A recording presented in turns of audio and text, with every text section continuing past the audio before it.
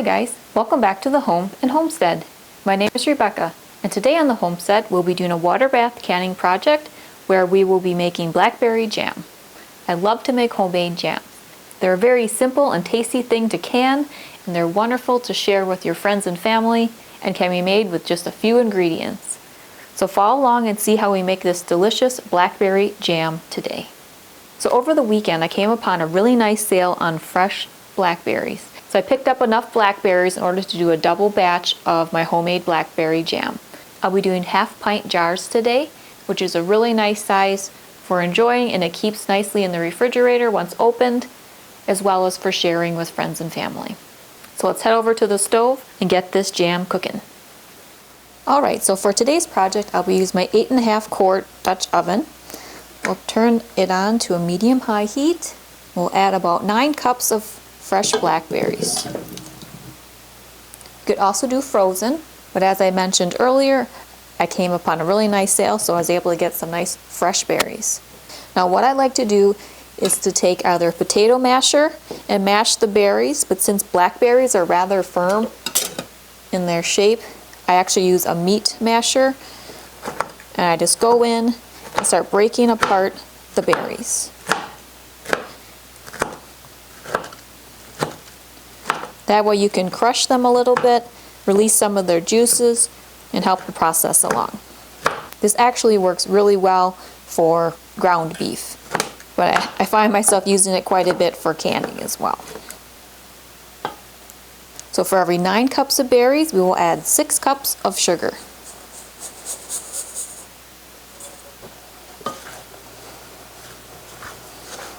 And the sugar will really help the berries release more of their juices. And once this gets cooking and reaching the gelling point of 220 degrees, it'll start to thicken up like a nice jam. This is a fruit jam recipe, which you do not need any pectin. So just get the sugar mixed in real well. And since we crushed the berries a little bit, they have a little bit of their natural juices here. Alright, so we'll let this slowly come up to a boil, and once it reaches 220 degrees, it'll be ready to be ladled into our canning jars. Meanwhile, I have my water bath canner filled with water and warming up, so we'll be ready for processing later. Alright, so the blackberry jam has reached the gelling point of 220 degrees. It took about an hour and 15 minutes to reach this point. I confirmed it with my laser thermometer here. So now what we're going to do is turn off the heat, and we'll ladle the blackberry jam into some warmed jars. And if you have watched some of my earlier canning videos on strawberry serrano jam or raspberry sweet heat jam, you'll see my setup of what I do to warm my jars. I place them in a stock pot with a little bit of water, and that just helps get the jars ready for the hot jam that we'll be putting into the glass jars. And it just helps to prevent jar breakage with the extreme temperature differences between the jar and the jam. So let's fill these 1/2 pint jars with the blackberry jam. We'll fill these to a 1/4 inch head space. Ball and Norpro have essentials canning kits, which have little funnels and headspace measuring tool, which on the other end of the tool is a bubble removing tool, as well as jar lifter instruments. Just some of the more common things you might need to get yourself started with canning. And if you're already into canning, it's sometimes nice to have an extra set of instruments and tools.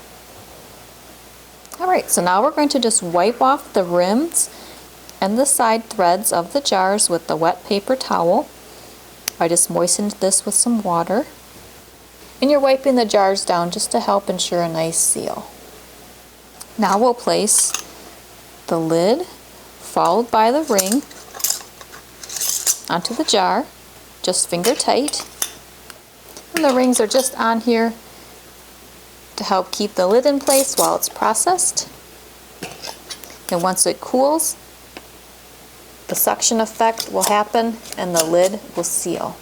Then once these jars are cooled and they sealed over the next 12 to 24 hours after processing, then the rings can be removed. Alright, let's get these jars into the water bath canner. Alright, so we're over at the water bath canner. Let's take the lid off here. Double check the temperature. You're good.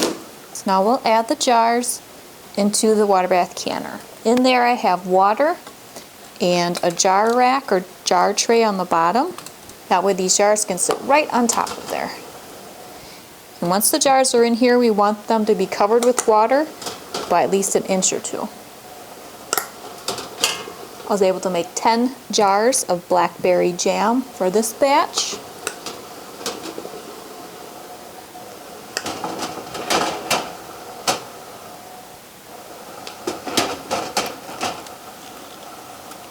Put the lid back on here.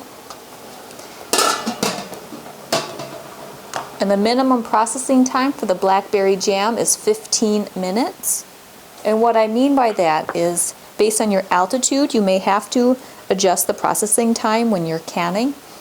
Here I have an altitude chart, and based on your altitude in feet from the left column, you'll add the necessary minutes on the right for your processing time.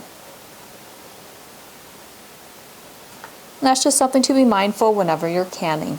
Alright, we'll let these jars process. Normally I would kind of tidy up the kitchen while it's processing, but I have enough blackberries to do a second batch, so I'm going to start making that second batch of blackberry jam. Now for the second batch here, I added a 1/4 cup of lemon juice. I love to add lemon juice when I'm making jams. A lot of recipes actually call for it directly. Lemon juice helps to lower the pH, and it really helps the pectin binding so that the jam can solidify. So for this, as I said, I added a 1/4 cup of lemon juice. This is the lemon juice that I use, and the lemon juice just brightens up the jam, both literally, it makes it a nice brighter and beautiful color typically, and it also brightens it up taste-wise. If you find that your jam is a bit too sweet, you can lower the sugar and use a lower no sugar pectin, and a lot of times you can add a little bit of lemon juice. So now let's get this jam into the jars. And again, we'll fill these to a 1/4 inch headspace. For this batch, I'm doing 1/2 pint, and I'm also doing little 1/4 pint jars. I really like having these smaller size jars of jam. They're great for giving away and to put on a cheese board or things like that. Put some nice crusty breads out and a hard cheese, and some homemade jam is really delicious. Alright, so now we're just going to wipe the rims of our jars. I like to wipe the rim and the threads. I just have a paper towel again that I moistened with water. And this jar isn't quite filled, so I'm just going to put a little plastic cover on here, and I'll put this in the refrigerator for enjoying right now. And now we'll put the lid, followed by the ring, just finger tight. Alright, let's get these jars into the water bath canner. Alright, the processing time is finished. So we'll turn off the canner and remove the lid. And then we'll just let these jars sit in the canner for about 5 minutes, and I'll transfer these over to a cooling pad and let them cool and seal. Alright, the second batch of blackberry jam has finished processing. So I'm going to move it over to the cooling and sealing area with the rest of the jam.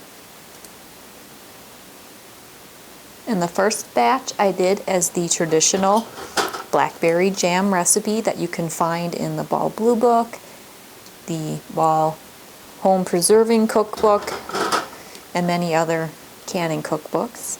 The second batch I did the same with the addition of a 1/4 cup of lemon juice. So when I was cooking the jam down for the second batch and trying to reach that gelling point, I reached that gelling point of 220 degrees in about 45 minutes versus about an hour and 15 for the first batch. So there you have it. We did 2 batches of blackberry jam, and each batch yielded about 10 half pints worth of blackberry jam. So we have all this wonderful homemade jam that we can put into our canning pantry and use throughout the year for breakfast and brunch. We can bring and share with friends and family, and these smaller jars work really nicely for giving as gifts and for putting on a cheese tray or things like that. Well, if you are interested in other food preservation videos and other style jams that you can make, I have a number of videos in my food preservation playlist. I also have some unique flavor combinations of homemade jams that you can try out for yourself. We have some sweet and spicy combinations of strawberry serrano pepper jam, as well as raspberry and sweet heat pepper jam. And I made a few different onion jams, including a sweet onion jam. That's a really fun combination of flavors with onions to make a spreadable jam. Well, I hope you enjoyed our time together in the kitchen while we made this homemade blackberry jam. If you're new to the channel, I would surely appreciate you subscribing. And if you enjoyed this video, please give it a thumbs up. See you next time. Take care.